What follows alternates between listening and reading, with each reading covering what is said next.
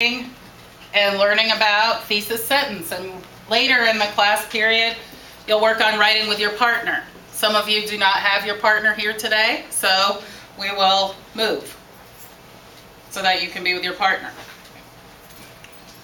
Okay, here's what a thesis is. Take down notes, guys. Take down notes. It's a one-sentence forecast of what you'll analyze in the rest of your essay. One sentence.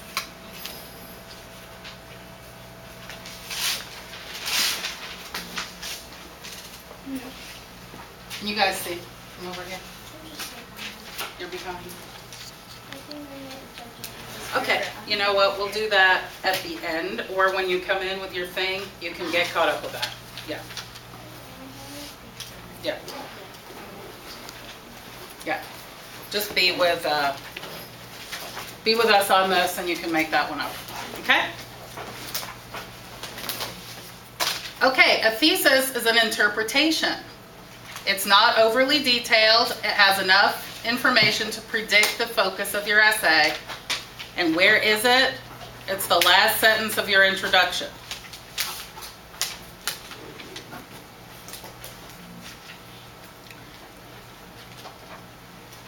After our test this week, so tomorrow's the test for 30 minutes approximately I'll give you, we'll be working on thesis sentences and we'll be working on body paragraphs. I do not think we'll write an entire essay, but thesis and body paragraphs. Just number one, just write some notes on what the thesis is. If you want to condense this and not write every single word of number one sentence. Okay? One sentence. It analyzes. It doesn't summarize. It's the last sentence of your introduction. That's kind of the main things that you need to know about a thesis. Remind me, what kind of essay did you write in your tax test? Yeah, say it louder. Personal narrative, good. Let me tell you right now that for the rest of your life, you will not write personal narratives often, if at all. Okay? If you're happy about that, great. If you're sad about that, you still have to move on, okay? Here are the kinds of essays that you'll write as a senior in high school and when you go to college. Persuasive, research essays, literary analysis. That's it. Senior and personal narrative, maybe. But knowing how to write a good thesis will get you, if you can get that down now, it'll get you far. Next year and beyond. Okay, questions about this right here. One sentence, analyze, last sentence of your introduction. For the rest of this week, we are not writing an introduction. We're not going to write a conclusion either. We won't get a whole essay done. We'll get portions of an essay done. Maybe next 6 weeks you'll do a whole essay. Certainly next year you'll write a whole essay, right? Yeah, several whole essays as a senior. Okay, number 2 on the thesis. It contains the title of the work and the author's name.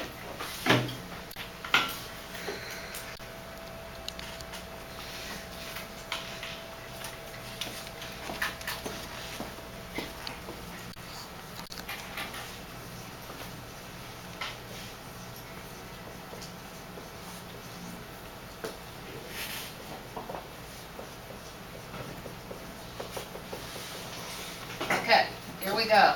Great Gatsby, F. Scott Fitzgerald. What is missing up there? I just wrote The Great Gatsby and the author's name on the board. Somebody tell me, something is missing. One sentence. Yeah, it's not one sentence yet, good. What do we do to The Great Gatsby? Quotation. I heard 2 different things here. Underline. Right, got it. Underline. Underline. You underline book titles. Underline book titles. So make sure when we start practicing our thesis sentences today with your partners that you underline it. There is something else that you can do if you're typing your paper. What is that something else instead of underline? Quotation. Not quotation marks, but italicize. Yeah, Jenna, italicize. Now, you could try to italicize as you write. Don't worry about that, okay? Just underline the title of the book. We'll talk about where you use quotes later, but right now it's just underline, and there's the author's name. Okay, questions about 1 and 2. One sentence forecast, last sentence of your introduction, you're analyzing, you're not summarizing. Number 2, title of the work and the author's name, and then there's one more here. It has active verbs and clear, strong language.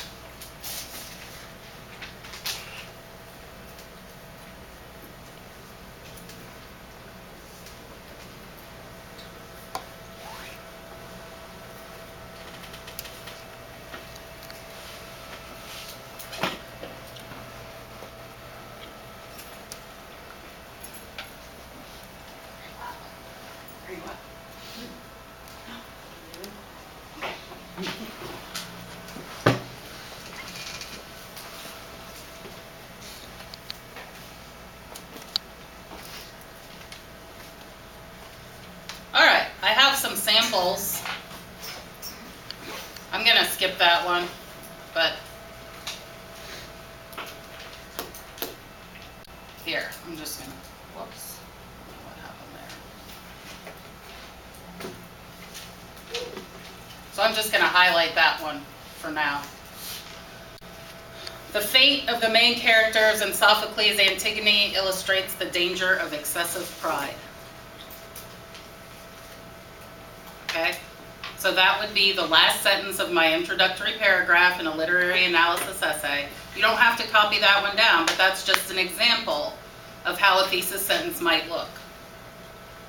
We have the author's name, we have the title, you see it's italicized, we have strong active verbs, and we have the analysis, the danger of excessive pride.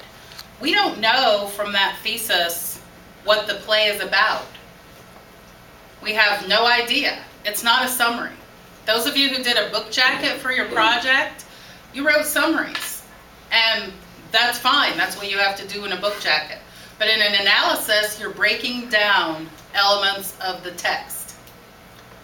Characters, themes, symbols, language. Those are the 4 big ones. And you're going to tell us why the author did what he or she did. Okay, questions? Questions? Okay, I have 2 models here, and these will be great models to write down, and then you're going to do some practice with your partners on actually writing thesis sentences. Okay, then when we finish with that, we'll probably review a little bit for tomorrow's test. Okay, here's one model.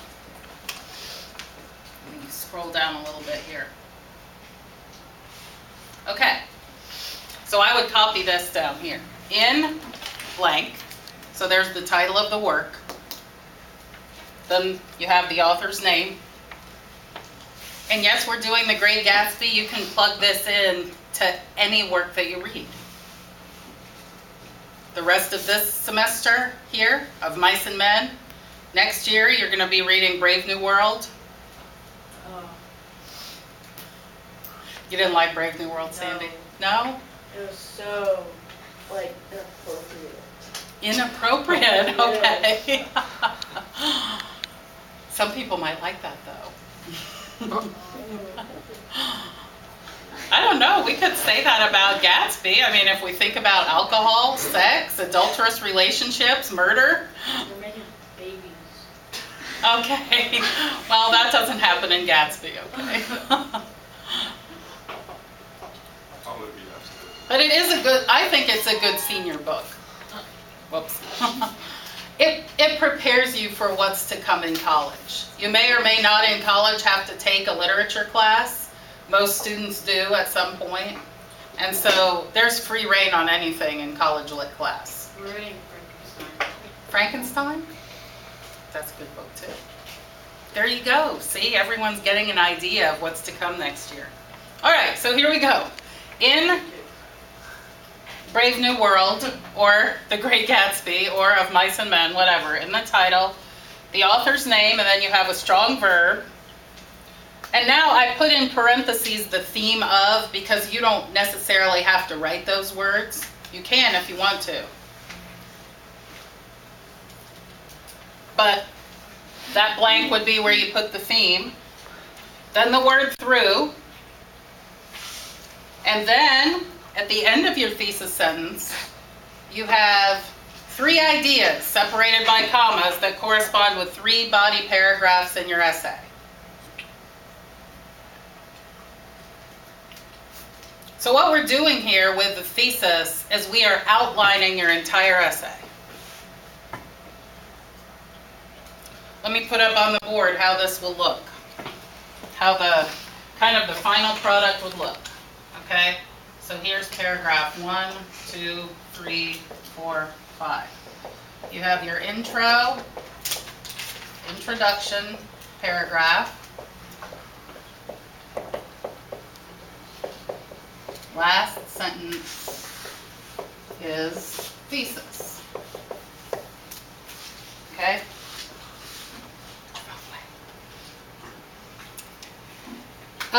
We're not going to write introductions unless we have time. Because if you write your thesis sentence, which is, remember, a 1-sentence prediction of how the rest of your essay will look, the introduction can come later. You don't have to start with the very first sentence of a paper. Really, pretty much ever. I mean, you've known that from your personal narrative, that if you couldn't get the intro done well, then just start with whatever you can. And that's the same thing with literary analysis. If you know that you have a hard time starting, you write your thesis. Now, we have body paragraph, 1 idea, second idea,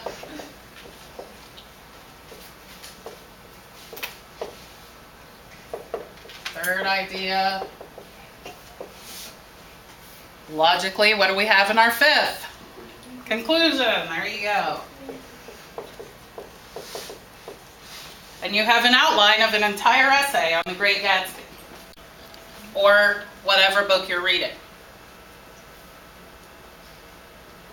Okay, do you guys all have this one copied down?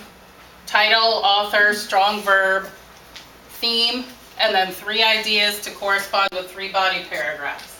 Here's the sample, okay? You're welcome to write this down. Here's the example. In The Great Gatsby, F. Scott Fitzgerald suggests that humanity is morally corrupt through his use of the Jazz Age setting, vivid symbols, and adulterous characters. I would write that whole sentence down in your notes, because that is this, okay? Here's the model for any piece of literature you're going to write about. Poem, play, novel. And then here's an example from what we just read, okay? Title, author's name, good strong verb, suggests. Here's the theme, humanity is morally corrupt. And here are the 3 ideas that are going to be my 3 body paragraphs. Jazz Age setting, vivid symbols, adulterous characters.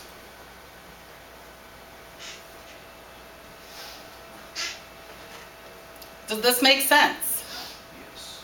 We've got a forecast, we have a prediction. We basically, in this 1 sentence, have our whole paper outlined. What's paragraph 2 going to be about? Jazz Age setting. Jazz Age setting, good. Paragraph 3, Jenna.